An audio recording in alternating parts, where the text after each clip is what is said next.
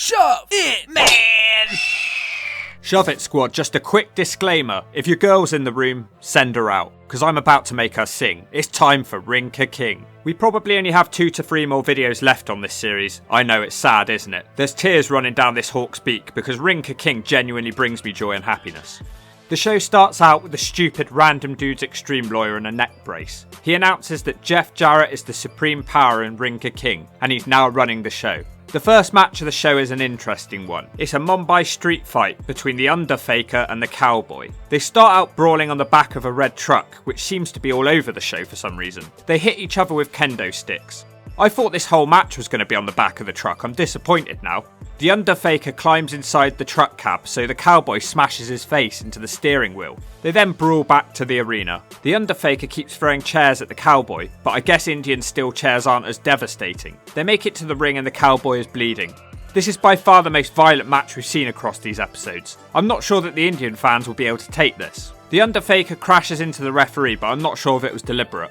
The Cowboy then puts a pot on the Underfaker's head and plays the spoons on it. Both men are now bleeding at this point. The Cowboy then destroys a fake concession stand. The Cowboy sets the Underfaker up on the stand and dives into him with an elbow drop. It doesn't break though, unfortunately, probably because it's a cart and not a table. The Cowboy hits an elbow drop on a trash can. They then enter the ring for the first time in the match. The Underfaker throws powder in the Cowboy's eyes. He then hits the worst throw for a table that I've ever seen. He barely touched him, but he flew through the air like a hawk. It's over. Backstage, Chavo is telling the 8-year-old Indian boy what a good job he's doing. I can't even say that with a straight face. He tells him it's not about how often he gets knocked down, but how often he gets back up again. Chavo tells him he'll get his first win soon. Yeah, right, and I'll get a written apology from Garrett Bischoff for wasting so much of my time as a teenager. The lawyer tells Chavo and Boredom Hart that they have the night off because nobody wants to see them, and sends them home. I love it when a TV programme is self-aware. He doesn't send the boy home though, because this show wouldn't be the same without him. The American Adonis comes out next with Vera. He says it's time for the Adonis Lock Challenge, and everybody boos. I don't often agree with wrestling fans.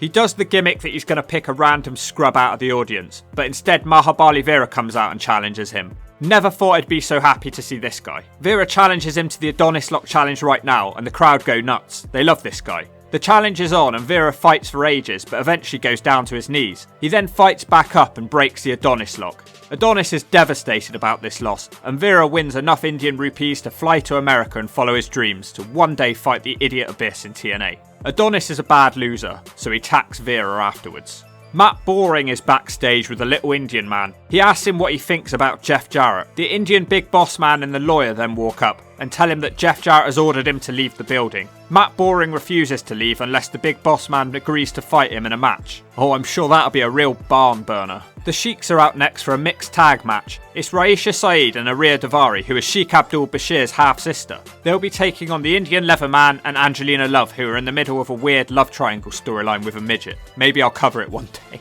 The midget comes out during the match again to cheer on Angelina Love. She hits the Botox injection. Sheikh Abdul Bashir tries to interfere, but the midget knocks him over. Raisha Saeed uses the distraction to hit her finisher and win the match. The midget and the Leatherman then start pushing each other. Dr. Nick Dinsmore comes out to attend to Angelina Love because she's knocked out. The Indian big boss man then comes out and tells him not to worry about saving Angelina, and just tells her to push her out of the ring like a piece of trash. He's with the lawyer again. Since when did they become the best of friends? Random dudes extreme come out to join them. Suddenly out of nowhere, the obese 8-year-old Indian boy is at ringside. He looks like he's gonna cry. Jeff Jarrett says that he's the new boss and he's going to make some changes. He makes the match of Magnus versus a random opponent. Magnus tries to remind us that he's the champion, but we all forget. He also says Abyss and Scott Steiner will be taking on the fake Indian strongmen from Family Guy. Finally, he says he will be having a match on the next show, and he will be fighting the cricket guy. For some reason, some men come out carrying a photo of the cricket guy, in case we'd all forgotten what that idiot looks like.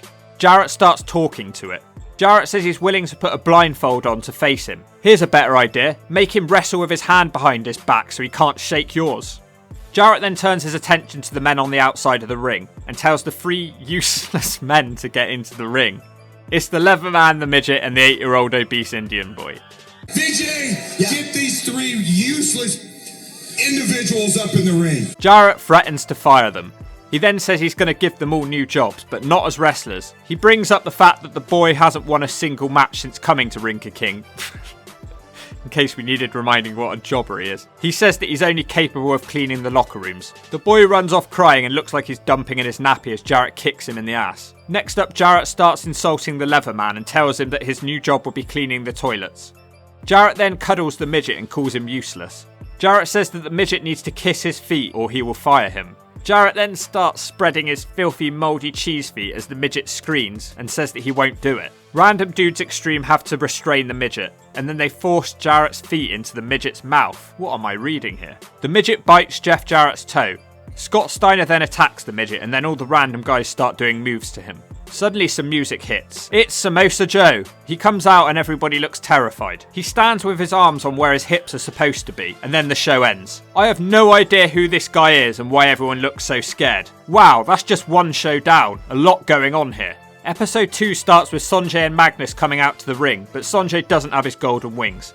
Oh wait, there they are, they're hanging up above him. What the hell are they doing up there? Sonjay has a blue bag with him. Magnus pulls a piece of paper from the bag. I think they're doing a random draw for his opponent for tonight. Magnus doesn't seem to be very happy with his pick. For some reason the midget comes out next and it's revealed that he'll be having a ladder match with Sonjay Dutt, and I guess the winner gets the wings? Why would the midget want them? During the match it cuts backstage to show a fake Hawk, Zima Ion and Jimmy don't let him near a mic rave. It's Jimmy Rave and I'm ready to get this match over with so we can party! Woo! They're complaining that the midget has been given a shot at the wings.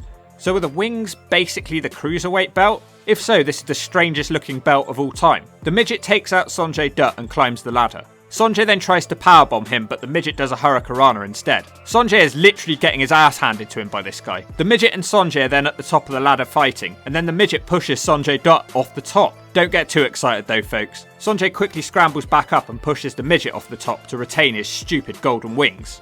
Sonjay then puts the wings on and celebrates on top of the ladder, but he's interrupted by, oh my god, it's Samosa Joe again! He sits on a couch on the ramp, because when you're as fat as he is, it's tiring standing up all the time. Special offer guys, entrance away couch seats now available on tripadvisor.com, perfect for the fat boys out there. Steiner and Obese are out next and they threaten the crowd a bit. Their opponents are the Mumbai Cats. I thought it was going to be the fake Indian strongmen from Family Guy. For those of you who don't know the Mumbai Cats, they're basically the Young Bucks before they became the Hardy Boys. Steiner screams at Obese to kill them. The Mumbai Cats try desperately to take Obese off his feet, but they fail, and Obese kicks one of them in the face. Steiner then busts out the Frankensteiner for the first time in Ring of King. I wonder when the last time he did that move was, and why did he use it in this match of all matches? They then go to leave, but they are blocked by some scrubs who say that they can't leave because it's a 2 out of 3 falls match. Why? How did that stipulation come to be and what was the point? Obese rolls back into the ring and then hits a black hole slam on one of the Mumbai Cats for the 3. Chavo is backstage with Boredom Hart and Matt Boring. Chavo talks about how he's from a historic wrestling family. Yeah, we've heard that one before. Just like he always does. Matt Morgan says they are rooting for the cricket guy to beat up Jeff Jarrett tonight. Jarrett is backstage warming up for his blindfold match. He punches the lawyer in the face who complains that Jarrett has broken his nose. The little interviewer man is somewhere else backstage with Mahabali Veera. He asks him what he spent his money on and Veera says strippers, whores and lingerie for Dixie Carter. Jarrett comes out being guided by his lawyer as he's blindfolded. Here's an idea, you idiot. Put the blindfold on once you get to the ring. What the hell is wrong with this idiot? Jarrett gets the mic and says that he's trained all his life to take on this cricket guy. A Ring of King lawyer comes out and says that the match will not take place. What a coward. I wanted Jarrett to give him the stroke. Jarrett then says he'll fight anyone in the building. This challenge is answered by Jazzy Lahoria for some reason. He looks a bit weird not wearing his traditional robes. Samosa Joe is still shown sitting on his couch without an explanation. Jazzy is here to take up the challenge to fight Jeff Jarrett. Jazzy slams Jarrett and then his lawyer gets on the ring apron and Jarrett hits a low blow. Jarrett then hits the stroke, and it's over. What was the point? Jarrett then continues to attack Jazzy after the bell. He smashes his guitar over Jazzy's head, but it didn't draw a single rupee. Sonjay and Magnus are celebrating backstage, and then they go off to join Jarrett. The camera pans to a sofa to show a small Mexican man is seen hiding. It's revealed to be Team Boring who emerge and take the bag with the pieces of paper. Magnus is out to defend his title next from the random draw, but brings Sonjay with him and the big boss man. His opponent is The obese 8-year-old Indian boy. I thought they sent him away to clean the building. He gets interviewed on the ramp. I just can't take this guy seriously. I can't believe this guy has a title shot. Sanjay Dutt does the ring introductions. Someone please, I'm begging you, tell me what he says here about the boy. I'm hoping it's Scott Steiner ring announcing levels of hilarity. ये जो wrestler है, ये Mr. Pune रह चुके हैं, Mr. India रह चुके हैं, और ये wrestler इंडिया का बेस्ट है. रेसलिंग की दुनिया में ये इंडिया की शान है. इसकी जब सतकती है तो अच्छे रेसलर की वक्त लग जाती है. पूरी दुनिया की रेसलर्स इसकी ताकत को सलाम करते हैं. तो तैयार हो. ये तो कमाल हो गया जो जिस बारूद को जैरेट ने बेइज्जत करके. Magnus seems to be in complete shock that this is the match. Magnus gets on his knees and he's only slightly smaller than the Indian boy. Magnus wins in literally 20 seconds with a bad looking Michinoku driver. What a main event that was. The roster then come out to surround the ring. Vera gets the mic to reveal that every single name in the bag says the 8-year-old obese Indian boy. This means that they literally valued him as the biggest joke on the roster that couldn't possibly win. The random draw was a fix. They all start fighting as they don't like each other very much. For some reason, Obese, Steiner and Jarrett are nowhere to be seen. The show's over. That was a bad one. The third show starts out with who else but Jeff Jarrett and Random Dudes Extreme. For some reason, the lawyer is sweeping the ring with a brush. Jarrett said that there's been a lot of complaints about the lack of competitive matches on the show last week. Jarrett continues to threaten the cricket guy and calls him a coward. Jarrett says that there'll be a 4-team tag team match for the #1 contendership tonight, and next week there'll be a Royal Rumble with the winner getting a shot of Magnus and his belt. Jarrett also puts Mahabali Vera in a match against Chris Adonis. If he can't beat Adonis, he won't be allowed in the Royal Rumble match. Suddenly, a homeless man appears on the ramp. We haven't seen him since he lost in the Lethal Lockdown match. The homeless man is after a title match again, even though he's done absolutely nothing apart from beat up an obese 8-year-old Indian child. The homeless man flips and beats everyone up with a broom. It doesn't last long and Random Dudes Extreme beat him down. Abyss then hits him with the black hole slam. Suddenly, I think I'm going to be sick. It's Samosa Joe getting in the ring. That is disgusting. Random dudes are in shock, a bit like I am. Steiner and the dudes bail because they don't like fat asses. The Bollywood Boys and their banging theme music are out next. Make some noise for the Dicey Boys. It's the 4-way tag team match, and next out is everyone's favourite, Joey Ryan and Nunzio. The next team are, yes, it's the fake Indian strongmen from Family Guy. These guys are on a bit of a winning streak, believe it or not. The fourth team are the Sheiks. I'm not going to say it, alright? I already said it earlier on in this video. I don't care how these two guys are related. Shut up or I'll smack you one. These fake looking strongmen are so weird. I just don't understand this gimmick. There's a spot where everybody dives to the outside, but pretty much every dive that happens looks dodgy. Nunzio almost wins the match with a Fame-Asser from the top. Then there's a tower spot involving 3 of the teams, but the Indian strongmen are not involved because they can't be trusted. The strongmen then randomly come into the match and start doing their stupid headbutt battering ram thing.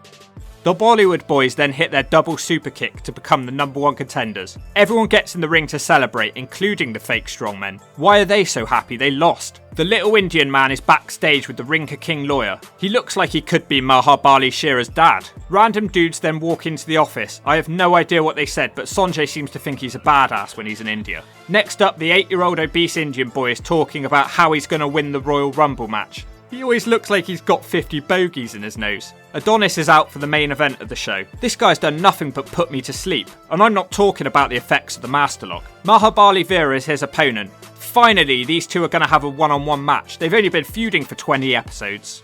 They have a test of strength until Vera takes him off his feet. On the outside, Adonis slams him on the ground. Back in the ring, Adonis hits a suplex. This is already the longest match that Vera's ever been in. Vera eventually fights back and rolls Adonis up for a 2 count before getting clotheslined straight back down.